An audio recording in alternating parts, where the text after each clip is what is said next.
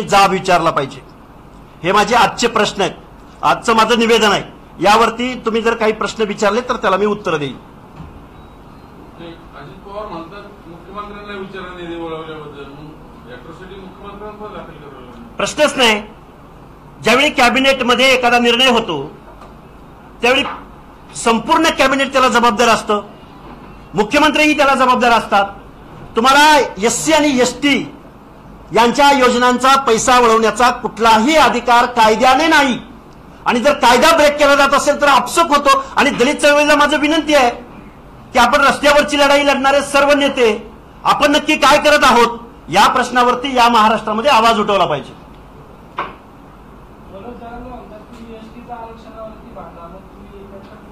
हे बघा, मनोज जरांगेला एकतर कायदा कळत नाही, कानून कळत नाही। मनोज जरांगे आपल्या बॅनरवरती कधी फुले शाहू आंबेडकरांचा फोटो लावत नाही, आणि ज्यानं आरक्षण दिलं, ज्यानं समता दिली, ज्यानं सामाजिक न्याय दिला त्या महामानव त्याला चालत नाहीत। आणि त्यानं आम्हाला सल्ला द्यावा, अरे आमच्या 4 पिढ्या एसटी आंदोलनासाठी खपलेल्या आहेत, आम्हाला लिगल ऍस्पेक्ट चांगला माहिती आहे। पण अहिल्यादेवी होळकरांच्या जन्मगावी एक कॅबिनेट होते म्हणून, किंवा होळकरांचा प्रेझेन्स इतिहासामधला मंत्रिमंडळाच्या कॅबिनेटद्वारे अधोरेखित होतोय म्हणून काहीतरी मागणी करायची, एवढा आम्ही दूध खळे आहोत का? आणि धनगरांना ओबीसी मधून बाजूला काढलं म्हणजे ओबीसीची चळवळ किंवा ओबीसीच्या इतर जाती आपल्याला विरोध करणार नाहीत, म्हणजे ओबीसीची चळवळ नामोहरम होईल। हा जर त्यांचा हेतू असेल तर जरांगेनं तो विसरून जावा, कारण धनगर समाज ओबीसीच्या 27% आरक्षणापैकी 3.5% आरक्षण घेणारा सर्वात मोठा समाज आहे।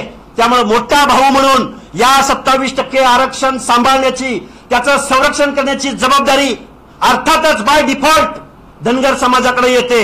त्यामुळे जरांगे जरा कायद्याची माहिती घेत जावा, जरा ओबीसी आरक्षणामध्ये धनगर येतो का नाही त्याचा जरा अभ्यास करा। त्यामुळे आमच्यात फूट पाडायचा प्रयत्न जरांगेंनी करू नये।